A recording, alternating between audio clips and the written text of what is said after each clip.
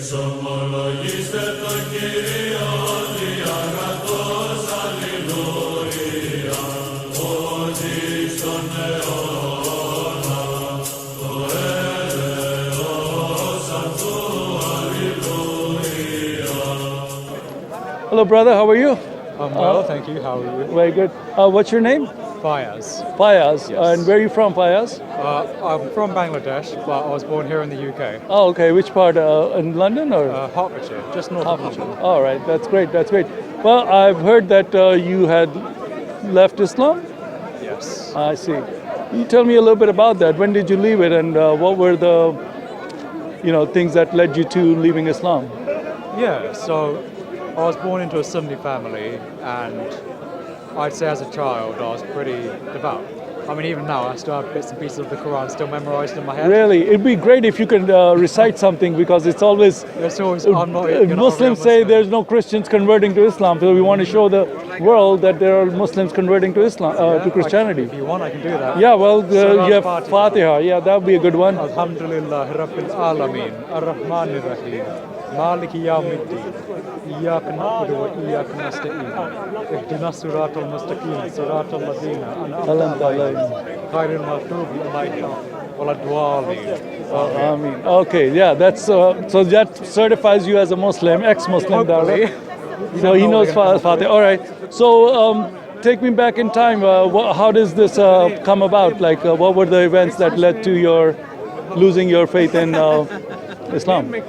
Yeah, so I'd say my doubts started around when I was 10, 11, 12 years old, as I was approaching secondary school.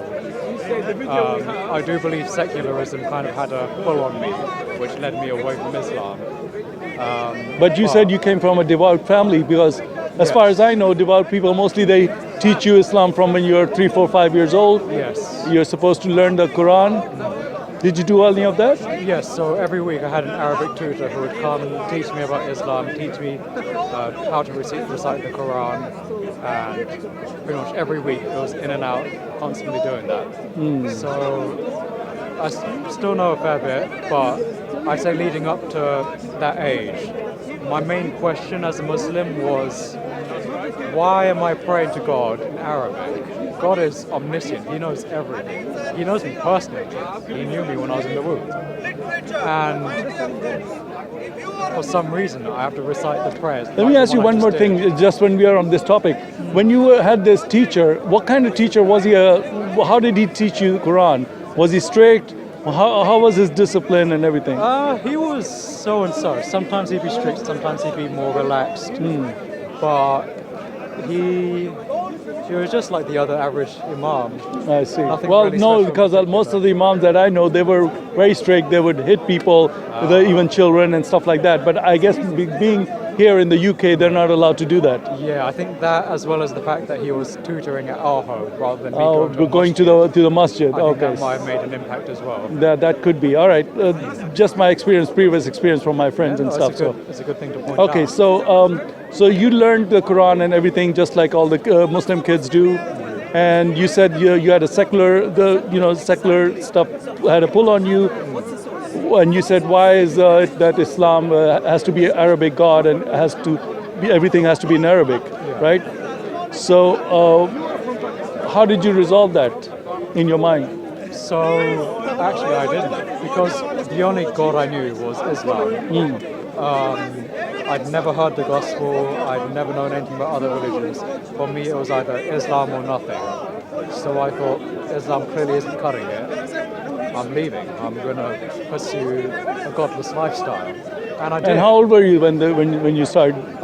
I'd say it was 13 when I 13. committed to it. Wow. But it wasn't up until like 15 or so when I was a bit more open about it.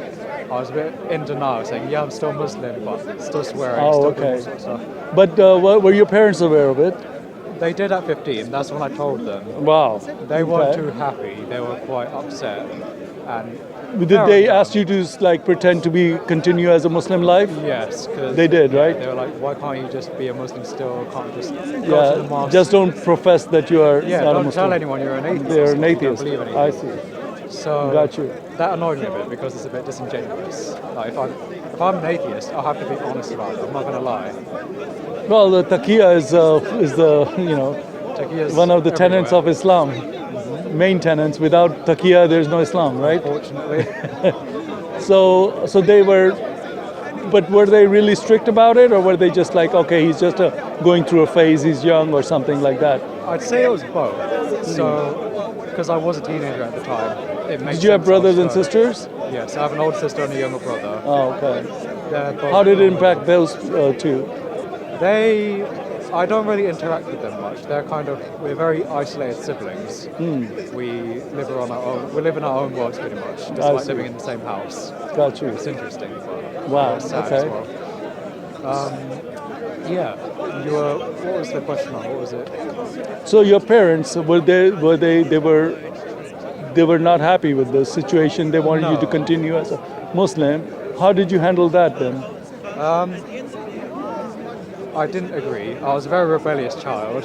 I always did what I wanted, and to my detriment a lot of the times.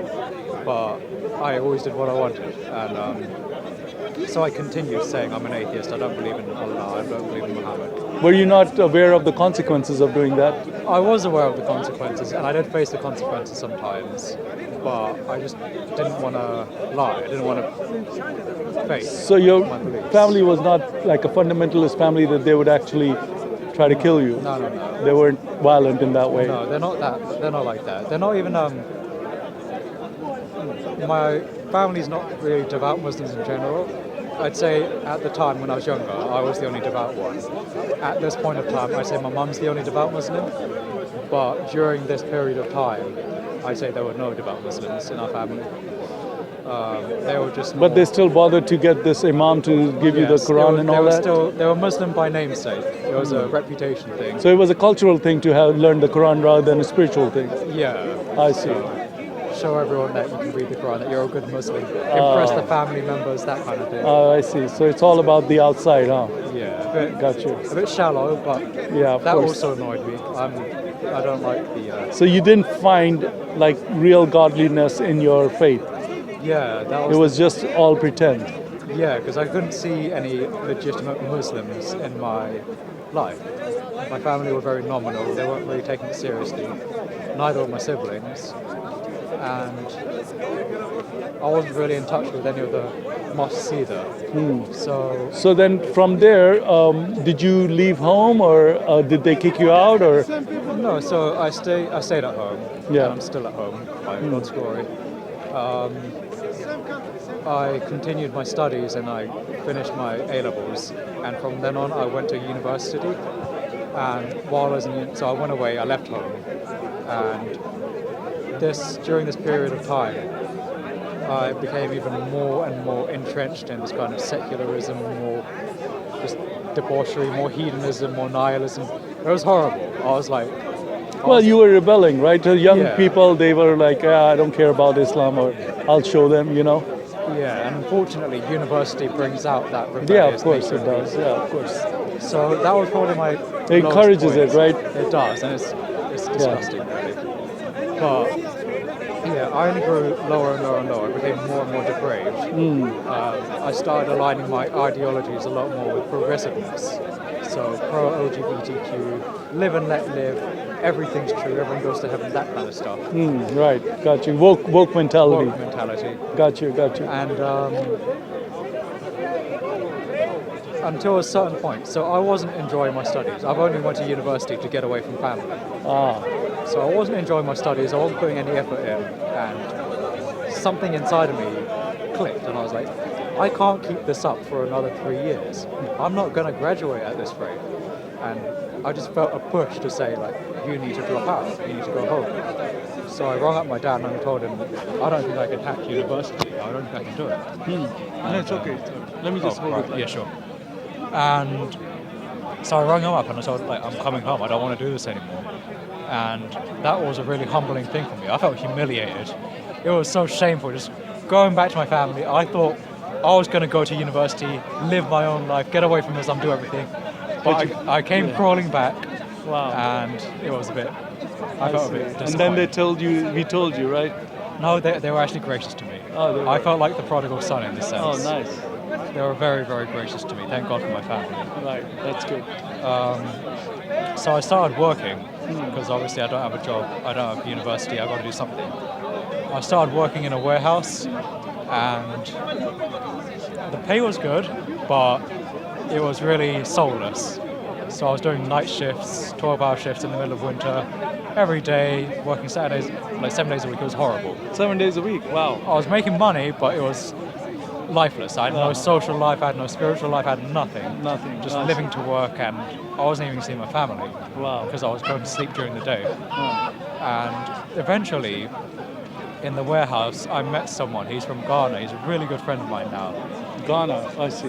Yeah, his name's Stanley. He's a very devout Christian, very well versed in apologetics, and he's an inspiration to me. I love him so much. Wow. I know somebody from Ghana. He's a very nice person too. Anyways, go ahead. So whenever I bump into him, we just start talking about whatever's on our mind. Because here we have this man from Ghana who's very conservative, biblical, very on fire. And there's me, who's a liberal teenager, woke. We're like complete opposite ends. Yeah. But we were able to have civilized discussion. So we'd always have discussions about political views, ideologies, religion sometimes. And religion was the most monumental one. So him being well versed in apologetics, he'd always press me about Jesus. Be like, do you know Jesus? I'd be like, yeah, I know Jesus. He's Isa from the Quran. This guy, he's a prophet, isn't he? He's a prophet. That's all. He's not God. He's like, no, that's not Jesus. That's Isa. Isa is not Jesus. And he'd teach me things about Islam that I'd never known. He'd Such teach as? me like Muhammad's character, the things he's done, like him and Aisha. So you're telling me as a Muslim you did not know the story of Aisha and Muhammad? No. How do the Muslim imams, they keep this information from people? I think with Islam, it's very similar to how the Pharisees, I think, operated in the Old Testament. Jesus' time. Is that why they have it only in Arabic, so that people like you, because I would say by 70% of the Muslim population doesn't speak Arabic. I think it's more than that.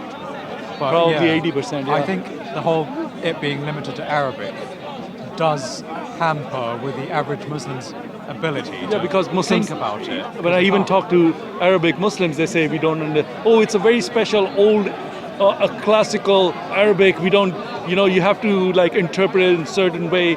We can't understand it. Yeah. I thought it was meant so you could understand it. Allah said, I'm going to send it in your language so you can understand it. But He didn't make sure that, you could really understand it, because He used the Arabic that even the Arabs can't understand. Yeah. Which is really strange. God should be accessible to everyone. Exactly. Not a certain group of people. No, he's a very archaic Arabic guy who wants everybody to learn the archaic Arabic.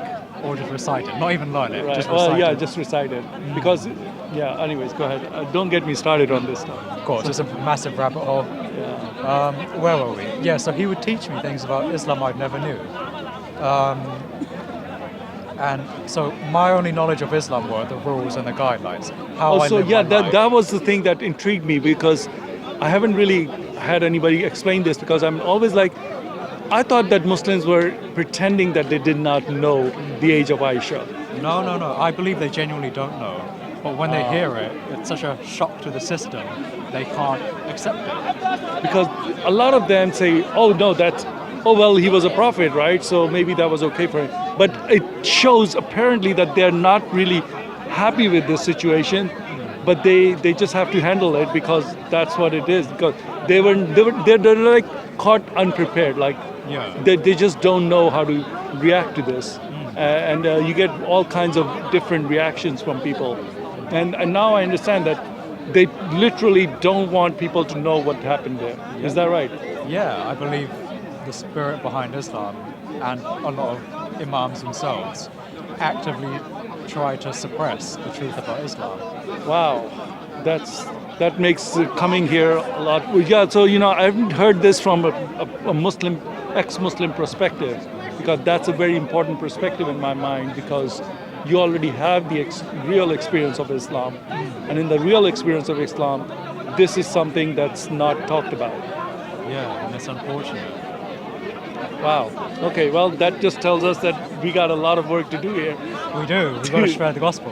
Yeah, and also to do some polemics. Yeah. You know, the polemics with Islam, and I've had this discussion a lot of times with Christians even. Oh, you should just preach the Bible. I'm like, not to the Muslims. They have been taught the wrong Bible. Absolutely. And if you have learned something that's wrong, and you say, no, that's from my Imam or that's from my Quran, then teaching you something would not help you unless it's like going to the doctor and you have a wound and the doctor just puts a medicine on it. He has to clean the wound first. So polemics is like cleaning out all the stuff you've learned, the wrong stuff that they've taught you about Christianity, and then the stuff that they haven't taught you about Islam because they don't know the real Islam. So as a polemics, we are teaching them the real Islam because that's what they've been missing. Because a lot of people, once they find out this stuff, they start losing their faith. They're like, what? I didn't know about this. Why did they not tell me that? Absolutely, yeah. I think polemics is absolutely necessary because you gotta, in order for someone to be able to digest the gospel, their previous worldview has to be absolutely demolished, it has to be shattered. Whether it's Islam or the woke worldview, you've got to show them that it's flawed. And then from then on, you give them the gospel. But I'm surprised that you were managed to do that at 13 by just...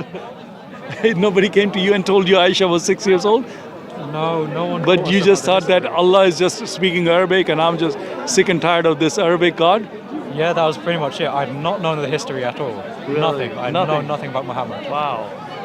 So, yeah, it was a shock to the system when I found out about this stuff. So I'd go home and I'd double check it because I'd be like, this is really strange. He's telling me something completely different to my Imam's.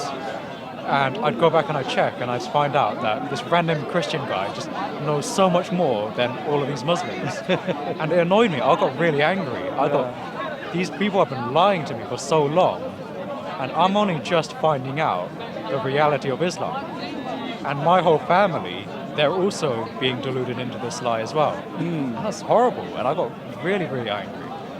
And from then on I thought, every worldview I take, I have to scrutinize it. I have to properly analyze it to make sure it's accurate, to make sure it's the right and the morally sound thing to do and to believe in. So that's, I'd say, what spurred my search for Christ, because I saw this Christ-like man who showed me the truth, and I thought, this man is so godly, he's a Christian, and he's been more honest to me than all of the Muslims in my life. I want a piece of what he has. All right. So, Wow. What was this guy's name? I'm just curious. his name was Stanley. Stanley. Okay. Well, Stanley, if you're watching, God is happy with you. I'm going to send him that. the video. He's going to love it. All right. Great. I'm glad you would. Nice. So Stanley was just preaching the gospel to you? Yeah, in a work environment, which a lot more Christians need to do. Christians are too scared to talk about the gospel in a work environment, and it's sad. We need to be more bold. You're right. Absolutely. Absolutely. That's for Christians out there.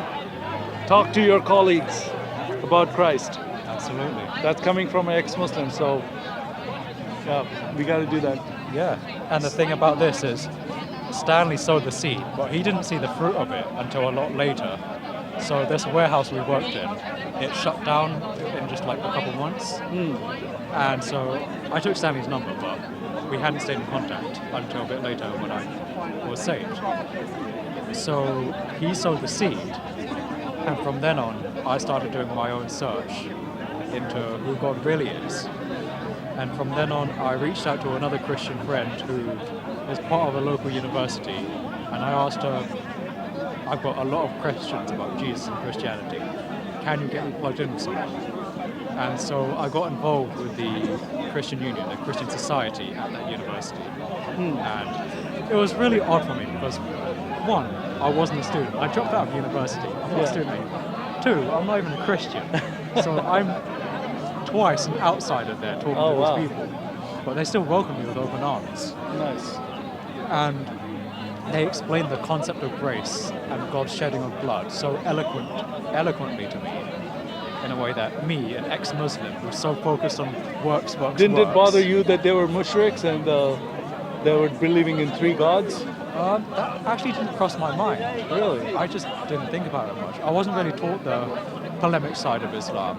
Oh, I I see. was just taught the rules and the guidelines. Well, what to I'm do. always dealing with the polemic side of Islam. That's the thing. There's a whole other world out there. Uh-huh. So these people, they so gracefully dealt with me and helped me understand the gospel. And they invited me to church on a Sunday. And by God's grace, I was able to attend. And just interacting with the vicar, talking to the other congregation members, it was so heartwarming to be part of a community that was open and honest and sincere.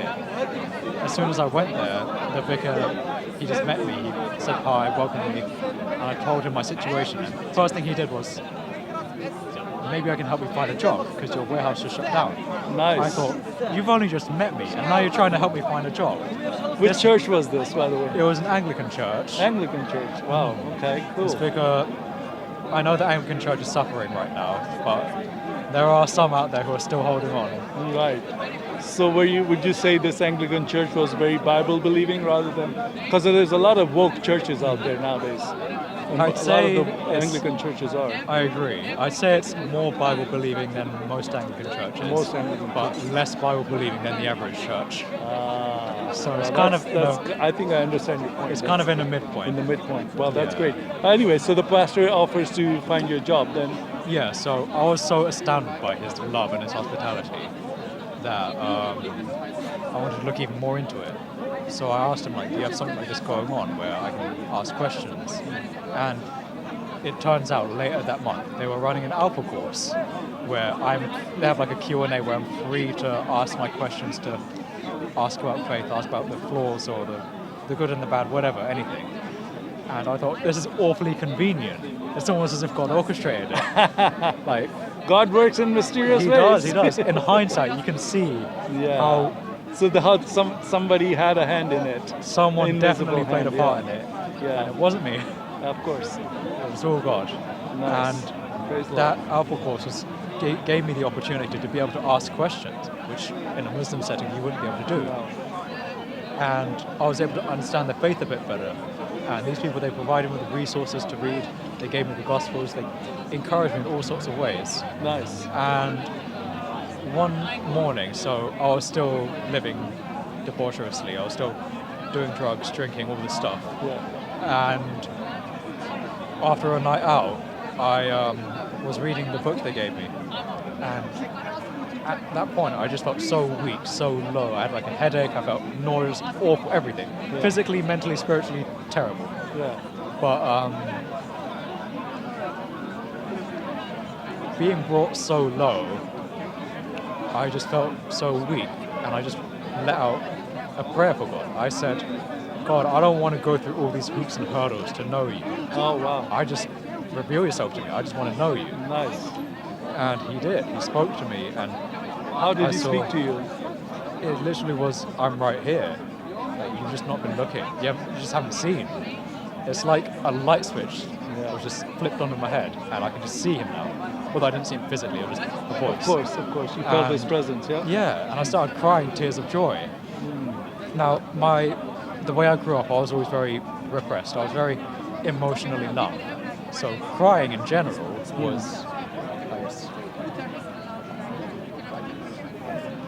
That's all right? Yeah, so crying in general was out of the blue. Out of the question. Crying tears of joy, that was the first time in my life.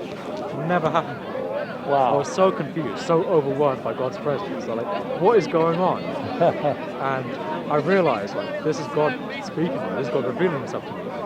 And from then on, I thought, Lord, my life belongs to you. And he's done wonders to my life. I've stopped drinking, stopped doing drugs, Wow. he's turned my life around. Can I ask you how old you are or about? I'm 21. Wow, you're young, man. He saved me at 19. Really?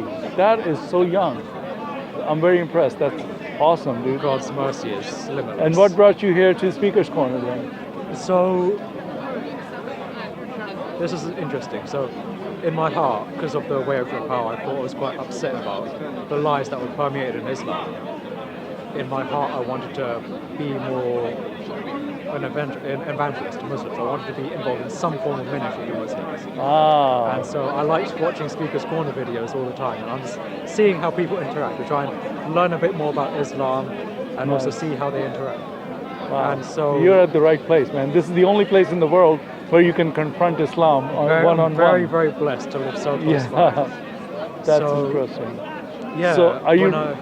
there was a bit more to it where when I was thinking about this, I was speaking to a friend, and so this friend, he's kind of been discipling me and helping me grow in my faith. And I told him, because of how emotionally numb I am, I asked him, I don't know if I have the empathy to be able to be a witness to Muslims. I don't know if I'm compassionate enough for that.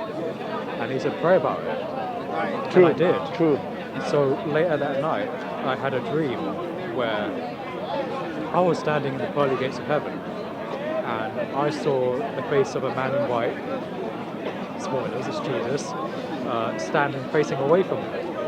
And I said, Isa, I'm right here, let me in. And he said, turn away from me, I never knew you. And I saw hell, and it was horrifying. I saw a sea of faces, and they were all moaning and groaning in anguish, exactly how the Bible described it, weeping, wailing, and gnashing of teeth. And I woke up in shock. Initially, I started questioning my salvation because I was like, oh no, am I a Christian or not? But then I realized, hold on, I thought of Isa. I had a dream where I was put in the shoes of a Muslim, going to see Jesus, calling out to his name as Isa, and realizing he's not the real Jesus and being sent to hell. And I was in tears. I felt so heartbroken about it. God gave me the empathy to be able to understand what it's like for a Muslim who's going to see that. Yeah. And so that prompted me to be more proactive in this whole reaching the Muslims. So Jesus is not responding to Isa then? Apparently not. Oh, I don't know. Well, I always had my doubts because, I think Allah got his name wrong, man. Can't be Isa. I don't think the Arabic word for Jesus is Isa. Well, you can look it up there's a way to verify this. You can look it up in the Arabic Bible. If it's in the Arabic Bible, it's Isa, then it's correct. Yeah. However, I think it was Yasu or Yashu. Yesu. Yeah. Yesu al-Masih. Yes. Which comes from the Greek. Isus is Yesu. Yes. And in my language, or I don't know what is it in Bengali, it's also Yesu. Yesu Masih. You call it Yesu Masih. The Arabs call him Yesu al-Masih. So his name is Yesu. So how did the Quran get it wrong? The Quran gets a lot of things wrong. Right. Trinity wrong. Yeah. It gets Mary wrong. It goes on. Imran and all that stuff. So yeah. Wow, man, this is really nice to see somebody like you out here. I pray that your testimony will definitely touch the lives of Muslims out there, because there's a lot of them. They have doubts. They are just afraid of, if there was no death sentence in Islam, is what's keeping Islam together, I think. I agree. Because if that death sentence wasn't there, half of them would leave tomorrow. And I don't think it's just the death sentence. I think it's the whole societal pressure. And the other death sentence is the suicidal death sentence, meaning that we're gonna abandon you and suicidal suicide. That means you lose your family, all your friends and everything.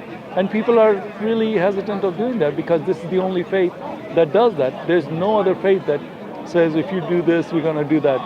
Not at least not from their text. I mean, people do that.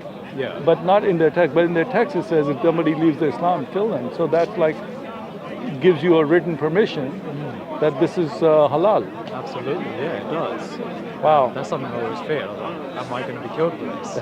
But then I so realized, so what's the deal with that? Now let's look at what's going on, because you said you're living with your family, and now we're making this video. I don't know if your family watches YouTube, but they may or may not come across this video. well, whether they are or not, it's God's will. And if it does, I pray it touches their hearts. Now, with my family, it's a very unique situation because you hear all these horror stories about Syrian, Afghani, Iraqi Christians telling their families, I'm Christian now. Are you saying Bengalis are more mellow? Not necessarily. I'm saying because my family are more westernized. Oh, I see. So they're not so as. they're a bit more relaxed. I Or at see. least in the beginning, when I was younger, they were a bit more strict. Now, having spent more time in the UK, they've calmed down a bit. Oh, okay. How long have they been here? Oh, you said you were born here, so they've been here so for a very long My parents time. moved here when they were. My dad when he was about 10, something, and my mum a bit later teens. Oh, so they are very westernized. Yes, although they're not. Is your mom wearing a hijab? Yes, she does. She's the only devout Muslim in our family. Oh, wow. So that means because I know a lot of Muslim women that don't wear the hijab. No, yeah. And Did she start wearing the hijab, or was she was always wearing it. She was always my wearing mum was it. always the most devout. And Wow. it sucks because my mum is also. The How about your closest sister? person. My sister doesn't. I don't. Believe And your my- mom doesn't mind that she doesn't? She was worried initially, Yeah. but now she can't do anything. My sister's 23. Oh, okay. She's old enough to make her own. Was your sister ever coerced into wearing a hijab? My parents have asked her before, but And was they she- can't. No. She has the same rebellious spirit that I did, Oh, I see. except she hasn't grown out of it. So Well, I think, are you planning on, talking to your siblings about this, or do you think you said you guys were not very close, right? yeah, so my siblings and I aren't very close, Right. but that's not an excuse for me to not share the gospel. Me being a sinner, I keep putting it off, and I keep getting really worried as to how it goes about. I've put off a lot, and I really should make more of an effort to reach out to them. But Right. So do you have a church right now that you're going to? yeah, so Is it the Anglican church? no, so I go to a Pentecostal church. Oh, wow, a Pentecostal A church. more mellow Pentecostal. Okay, a They're more not mellow as crazy as most people think. Wow. Okay. But at least my church isn't. They, the reason why I went to this church is because they're a lot more expressionate in their ways they talk, their prayers, and the way they express themselves to God. Right. And that's something I lack a lot. I'm a very strict, rigid. They're a bit more let loose. Go Well, sing I'll talk to you later on because there's some things that maybe I can expose you to certain things where you can learn. I think we are in the learning phase now and they're teaching about early church, which is kind of important, especially if you're going to do any kind of polemics. Yes. Because you come across a lot of questions where, if you know your history, it can help you a lot when you're talking to people. Absolutely. And I think that's why I would invite you to that, but not on camera. I'll let you know later on. But this is amazing. I'm so glad you're here. And I really hope that this journey that you've started is going to be very exciting. And I hope that God gives you the spirit and the wisdom to carry on, and just gives you the strength to stay in the spirit, and to dwell in Him. That's what we're supposed to abide in Him. Absolutely. And in the end, this whole testimony, it's not about me. It's never like anyone's testimony. It's not about any of us. It's all for God's glory. That's right. So we're seeing a story of a sinner who was wrapped up in all sorts of different worldviews, who was into drinking, into drugs, into pornography, all this stuff, and how God, being so good, Yeah, man, pulled because him you're out. only 21 years old, and It's you tough. sound like you're 30, 40 years old. Like I'm an old soul. Yeah, you're an old soul, that's for sure.